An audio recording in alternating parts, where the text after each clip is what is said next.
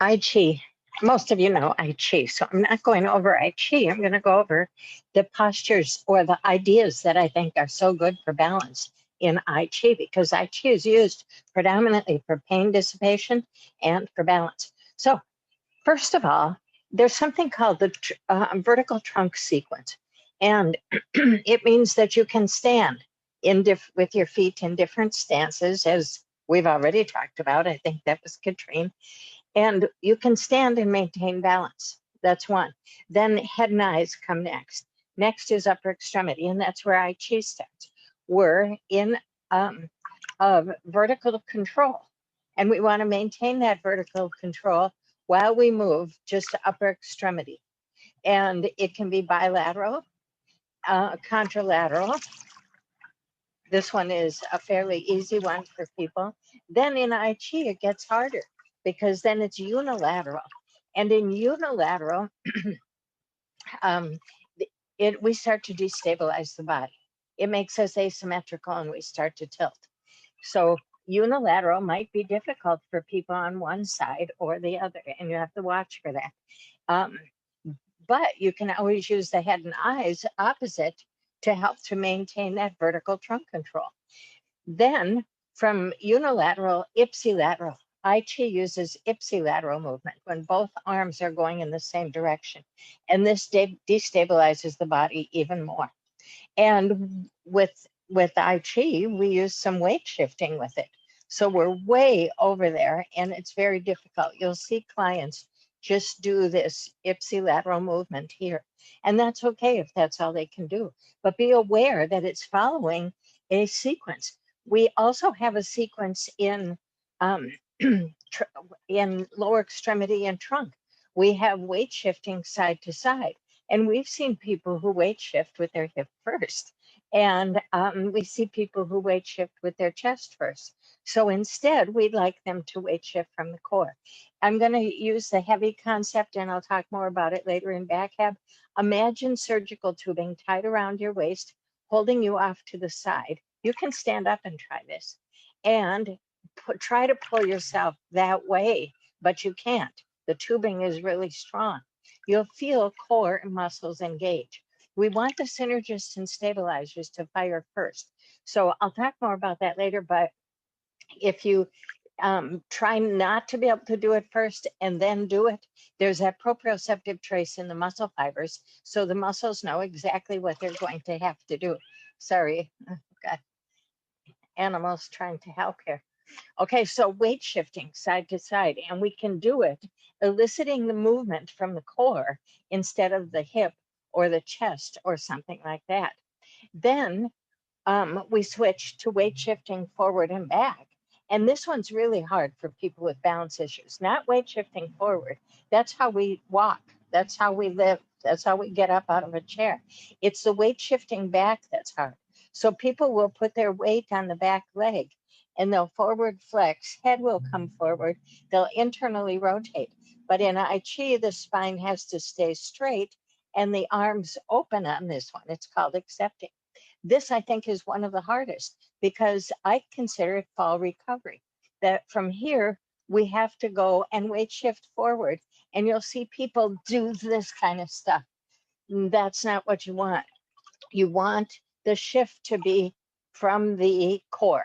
Okay, so again, imagine surgical tubing tied around your waist. Your weight is on your back leg. And this works on land too. And now think that you're trying to shift forward, but you can't because that tubing is holding you back. It's the blue stuff. And so then gradually overcome that tubing and you come forward from the core.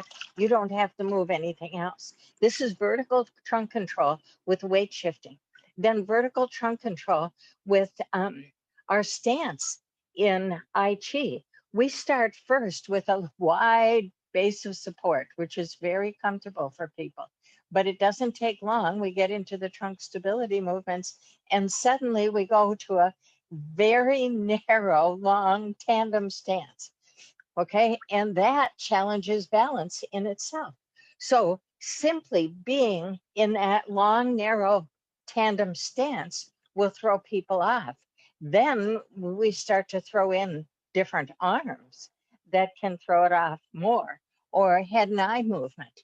So those movements are so excellent. And then the turning skills to get from this stance to this stance. We need to be able to know how to turn. And that's part of balance too. People fall when they're turning. So we want to move again from the core rather than the leg doing it, the chest doing it, the head and arms going. So again, think about the tubing around the waist, this time to the diagonal, because this is the way we're going to turn. That means that the tubing is holding us back to this one, and we're trying to turn, but it's really hard, and you should feel the effort in the core. The core should tighten, and then actually turn using that core. You don't have to change your vertical trunk control, nothing. Just use your core to do it. Then I love the lower extremity movements because we go to one-footed balance and it's hard for people. So this one is called rounding. The back leg comes forward, toes to fingertips, and then we step back. What happens is that people will come up out of the water, like I am, to do this one because our balance is better. We're more stable. The deeper we are, the more destabilized we are. So we want to progress that way with rounding. And pay attention that that back leg is coming forward. We're weight transferring forward and we're leaning forward. This should not be too hard, but sometimes coming back is hard. And you might have to think that it's heavy for the glutes, that the leg is being held forward and you have to pull it back. Balancing, I like this one too. Okay. Arms, instead of arms out to the side, they're next to the body. And that's harder. Arms out to the side gives us better balance than arms at the side. So we've got arms going straight down the sides of the body and coming back. And then the back leg, again, we transfer our weight to the front leg. We go into what I call pretzel. And then we go to Superman. Now, what I'd like you to pay attention to here is the weight-bearing leg and the fact that I'm out of the water and it's easy for me. Well, no, ignore that part. Okay, so the weight-bearing leg is now in flexion and now it's more in extension.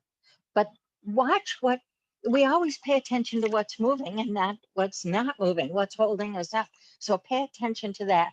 And then my all-time favorite, which I saved for the last, is accepting with grace, which is the first of the trunk's lower extremity movements. And we not only weight shift back, we weight transfer back. We lift that front leg. It doesn't matter how high that comes. What matters is that we stepped backwards, which is where many falls occur. So stepping backwards is going to be not too hard. Weight shifting forward is going to be a lot harder, again, without throwing that torso forward. So again, think heavy, that it's really, really hard to come forward. And you'll get core contraction, you'll get glutes in the back leg, but that accepting with grace, this is falling. This is the way we fall.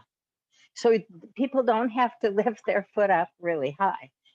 I mean, if you're looking for hip range of motion, then fine. But what people will do then is keep a straight spine. They're not going to lean back. Do that. Okay, I almost lost myself. So I think I Chi, that tells you some of the things to focus on for balance for I Chi, and I'm hoping that it works for you.